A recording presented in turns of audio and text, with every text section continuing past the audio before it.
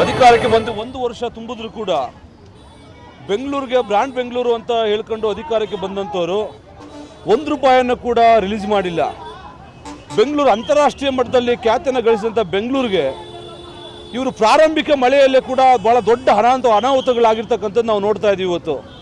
ಅಂದರೆ ಚರಂಡಿಗಳು ಹೂಳೆತ್ತ ಕೂಡ ಇವ್ರ ಹತ್ರ ದುಡ್ಡಿಲ್ಲ.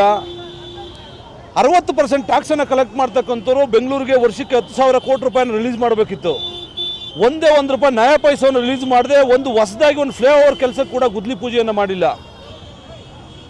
ಜನರ ಹೆಸರು ಹೇಳ್ಕೊಂಡು ಬಂದಂಥವ್ರು, ಜನರಿಗೆ ಒಳ್ಳೇದು ಮಾಡ್ತೀವಿ ಅಂತ ಹೇಳ್ಕೊಂಡು ಬಂದಂಥ ಭ್ರಷ್ಟ ಕಾಂಗ್ರೆಸ್ ಸರ್ಕಾರ, ಮೊನ್ನೆ ಮುಖ್ಯಮಂತ್ರಿಗಳು ಸಿದ್ದರಾಮಯ್ಯನವರು ಉಪಮುಖ್ಯಮಂತ್ರಿಗಳು DK ಶಿವಕುಮಾರ್ ಅವರು ಇದುವರೆಗೂ ಕೂಡ ಇಬ್ಬರು ಕೂಡ ಎಲ್ಲೂ ಕೂಡ ಒಂದು ಸಣ್ಣ ಕಾಮಗಾರಿಗೆ ಗುದ್ಲಿ ಪೂಜೆಯನ್ನು ಮಾಡದಿರ್ತಕ್ಕಂಥ ಪರಿಸ್ಥಿತಿಗೆ ಸರ್ಕಾರವನ್ನು ತಗೊಂಡೋಗಿದ್ದಾರೆ. ಸರ್ಕಾರ ನಡೆಸಲಿಕ್ಕೆ ಹಣ ಇಲ್ಲ ಅವ್ರ ಹತ್ರ. ಆ ಕಾರಣಕ್ಕಾಗಿ ಅವ್ರಿಗೆ ಎಚ್ಚರಿಕೆಯನ್ನು ಕೊಡಲಿಕ್ಕೆ, ಬೆಂಗಳೂರು ಜನರನ್ನು ಎಚ್ಚರಗೊಳಿಸಲಿಕ್ಕೆ ಮುಂದಿನ ದಿನಗಳಲ್ಲಿ ಭಾಳ ದೊಡ್ಡ ಮಳೆ ಬಂದಂಥ ಸಂದರ್ಭದಲ್ಲಿ ಬೆಂಗಳೂರು ಯಾವ ಪರಿಸ್ಥಿತಿ ಇರ್ತದೆ ಅಂತಕ್ಕಂಥ ಊಹೆ ಮಾಡ್ಕೊಳ್ತಕ್ಕಂಥದ್ದು, ಇವಾಗಲಾದ್ರು ನೀವು ಎಚ್ಚರಿಕೆಯನ್ನು ವಹಿಸಿ ಬೆಂಗಳೂರಿಗೆ ಕೊಡಬೇಕಾದಂಥ ಹಣವನ್ನು, ಬಾಕಿ ಹಣವನ್ನು ರಿಲೀಸ್ ಮಾಡಿ ಕೋರ್ಟ್ ಚಿಮಾರಿ ಹಾಕಿದೆ ಹೈಕೋರ್ಟು. 30ನೇ ತಾರೀಕು ಒಳಗಡೆ ನೀವು ಬೆಂಗಳೂರಿನ ಗುಂಡಿಗಳನ್ನ ಮುಚ್ಚಬೇಕು ಅಂತೇಳಿ ಗುಂಡಿಗಳನ್ನು ಮುಚ್ಚಲಿಕ್ಕೆ ಕೂಡ ಒಬ್ಬ ಕಾಂಟ್ರಾಕ್ಟರ್ ಕೂಡ ಮುಂದಕ್ಕೆ ಬರ್ತಾ ಇಲ್ಲ. ಅಂದರೆ ಕಾರಣ ಏನಂತಂದರೆ ಕಾಂಟ್ರಾಕ್ಟರ್ಗೆ ದುಡ್ಡನ್ನು ರಿಲೀಸ್ ಮಾಡ್ತಾ ಇಲ್ಲ. ಬರ್ತಕ್ಕಂಥ ಎಲ್ಲ ದುಡ್ಡನ್ನು ಕೂಡ ಇವರೇ ಲೂಟಿ ಹೊಡಿತಾ ಇರ್ತಕ್ಕಂಥ ಲೂಟಿ ಸರ್ಕಾರ ಆಗಿದೆ ಇದು.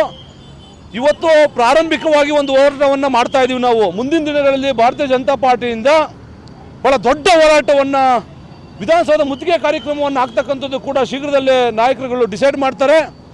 ಮುಂದಿನ ದಿನಗಳಲ್ಲಿ ಬೆಂಗಳೂರಿನ ಎಲ್ಲ ಜನರು ಕೂಡ ಇವರನ್ನು ಹೋರಾಟದಲ್ಲಿ ಭಾಗಿಯಾಗ್ತಾರೆ ಅಂತಕ್ಕಂಥ ಮಾತನ್ನು ಈ ಸಂದರ್ಭದಲ್ಲಿ ಹೇಳಲಿಕ್ಕೆ ಬಯಸ್ತೀನಿ ನಾನು.